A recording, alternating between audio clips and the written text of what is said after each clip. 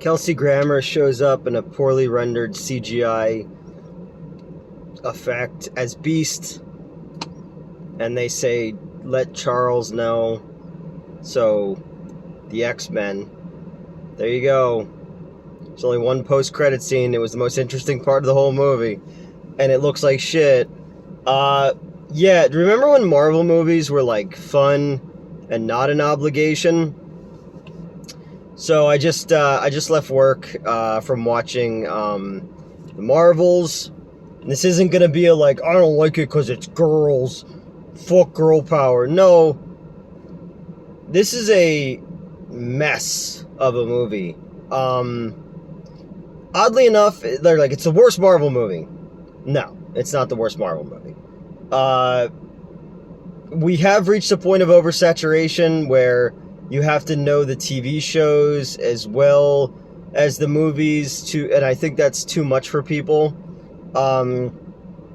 With that said, I did like the Ms. Marvel show. I like Kamala Khan as a character, and I like the girl who plays her. She seems to be the only one in this movie who seems like they're having a good time. But it does become a little bit like too much after a while. It becomes like kind of dopey. I said the same thing about the last Spider-Man movie, where Peter Parker, like the doe-eyed Babe in the Woods thing, got to be very tiresome after a while. It's like, dude, you've been to space. Like, stop. What's her name? Brie Olson? No, that's a porn star. Brie Larson. I was like, wait, what's her name? Very attractive, looks the part, but has the personality of drywall. Samuel L. Jackson looks like he'd rather be anywhere else, so he's in straight up fuck off mode. The least interesting villain in Marvel movies, which is saying something, because for the most part, the villains in Marvel movies are just a bigger version of the hero. You know, it steals the third act of Spaceballs, where they have a giant vacuum cleaner to suck up oxygen. It steals the entire Star Trek episode, The Trouble with Tribbles. There is glaring costume, hair, and makeup inconsistencies from scene to scene in this movie. The digital effects are spotty at best. Not as bad as Love and Thunder, which I thought is probably my least favorite Marvel movie. How it dealt with the cancer subplot and Gore the God Killer, like made me mad. And like, I don't want to be the rant on the internet guy. It's like, because they're fucking comic books, dude. Like, get a life. Like, there's real shit going on in the world. But as someone who had cancer and someone who lost someone to cancer, like, really, Taika Waititi, really? I've defended you and everything else. Like, I love Our Flag Means Death. It's like super gay and hilarious. But yeah, this is this isn't the disease. This is a symptom of the disease, this movie, because I bailed on Secret Wars. I just didn't give a fuck. Ms. Marvel was fine. I totally forgot Quantumania even happened. Black Panther 2, like, was so overstuffed that the things that you do like about it become watered down, because Neymar's in it, by just all the other shit that they were trying to do. Like, it felt like a worse version of what they were doing with Iron Man 2, where they were just trying to cram so much shit together. I guess Guardians 3, because it was a single vision by James Gunn out the door, telling a story that didn't need to be connected to a greater universe or anything like that, and it had a fantastic villain and an emotional, core, whereas this one, it's like, Wrath of Khan ending is so fucking unearned because we haven't spent enough time with the character who sacrifices, and even their sacrifice is fucking dumb as shit, because why were they on the other side pulling all this shit together when they could have just been on this side and then gone, okay, that's it, we did it. I'm tired of the dimensional stuff. This is a different dimension that's on top of this dimension. Like, stop anymore. Like, just, I get it. You want to bring back these actors, but but they just did that. Like, when you hear the X-Men 90s cartoon theme in the end credit scene, you're like, oh wow, that's great. But they literally just did that a year ago in Doctor Strange. There's little things that I thought was funny. The swapping of places because their powers were connected, I thought was shot well, at least somewhat interesting. But Marvel should have pumped the fucking brakes after Endgame, because they almost stuck the landing on that one. And then reevaluated, or even used that as a way to completely reboot.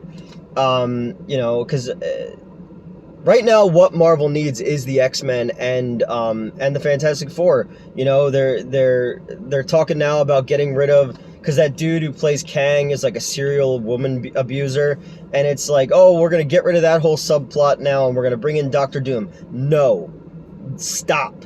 Doctor Doom is too fucking good to make him a backup for something else. Just fucking recast the dude, Yeah, I don't know. And then they're like, oh, we're going to bring back Robert Downey Jr. and all those guys. And I'm like, why? Like, really? Like, it's the same thing with Warner Brothers. Like, they don't respect their bullpen of characters. You have 80 plus years of characters that you can draw upon, and you've made it that audiences will accept a fucking talking tree and a raccoon that shoots guns, yet you're gonna go back to the well. It bugs me. It bugs me because I used to really fucking love these movies and thought that they were special. And it's not even just like the fact that the movies suck now. It's also because when this falls apart, the comic book industry is already on fucking life support. And that's the thing that worries me the most is I comic books, jazz, the mystery story and the style of Edgar Allan Poe, like, those are native to America art forms, and that we had so few, that we didn't steal from someplace else, that like the comic book could go away. Like, it's been to the brink so many times, and even though the movies aren't really helping the industry as much, it has, I do have friends who have kids who got interested in reading comic books and reading in general because of comic books. So I'm like, if you keep doing this, like, you're gonna take the whole thing down with you. Warner Brothers, they don't know what the fuck they're doing. I don't know. I'm so, like, disenfranchised by, and I have been for a while with the comic book movie, and like, I want to see what they do with Deadpool, because don't bring back characters, but in this world it's funny to bring back those characters. It works in the style of that character.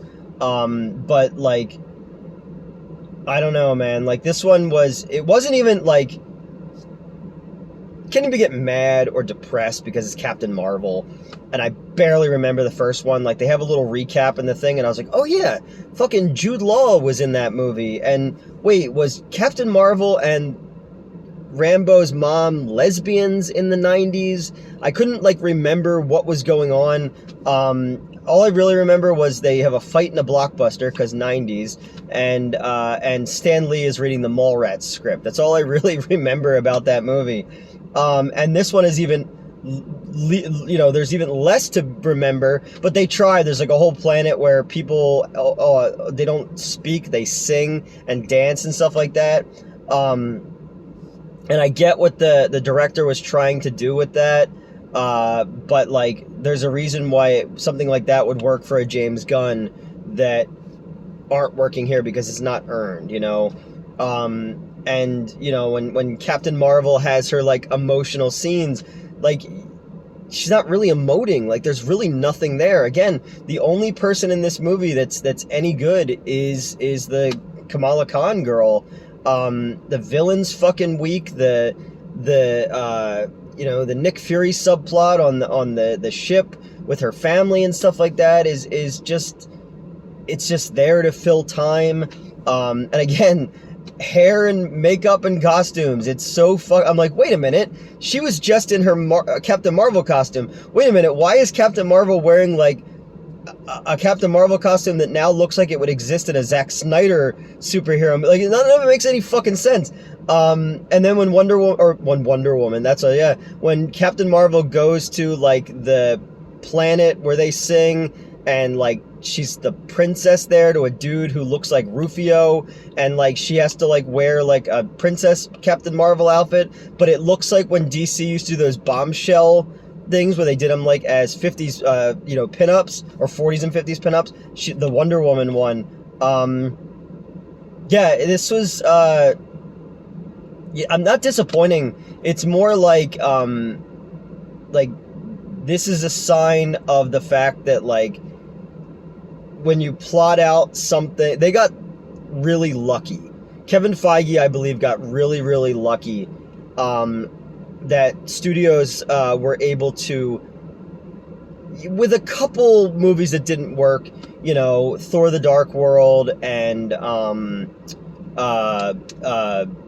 Man 2, things like that didn't work, but you were still able to create a 18-year, 15-year, whatever it was, storyline that had a central villain, stakes escalating to a catharsis.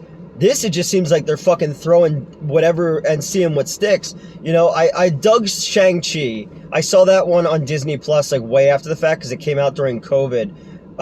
Black Widow had no reason to exist. The Eternals was just bland and boring, and they were trying to do a non-Marvel movie with that one and make something that was more like a Zack Snyder movie, and they just failed miserably at it. And when it comes to the shows and stuff like that, I don't know, I liked Moon Knight. She-Hulk was just like, what are we doing here? Megan Thee Stallion, and we're twerking now? Like, is that girl power? I don't know. I'm not a girl. Yeah, man. It might be time to, to spin things down and focus on the these other universes now, like, the X-Men and shit like that. And here's the thing about the X-Men. Like, having it take place in another universe is fucking bullshit. The mutant gene should have been unlocked by the blip. And that is all of a sudden all these people are exhibiting these powers that they never knew they had. And that cosmic thing is what released it. Because then you can have them existing in our time period, and almost like Unbreakable, where you go back and you say like these stories of people with powers existed all the way back to cave drawings. Like, you could have people whose powers did manifest in the past, and that could be an interesting way to go back and look at mutants in this world. And I don't know. And the Fantastic Four, like, I would have the Fantastic Four, like, I would just do a period piece with that one. I would do that in the 1960s and have them trapped in time, space, cosmic, in the cosmic rays, and then shot out into modern day. And you instead of bringing back Captain America, you just use that thread of a fish out of water for the Fantastic Four, and then you do Doctor Doom the correct way. I don't know. Again, it's like, I don't care anymore, but I do, because this is something I've been a fan of my entire life. I'm interested to see Vincent D'Onofrio turn back up as Kingpin and Echo, even though I don't particularly care about Echo. It's the first TVMA one. They scrapped Daredevil, which pisses me off, because Daredevil's my favorite Marvel character. I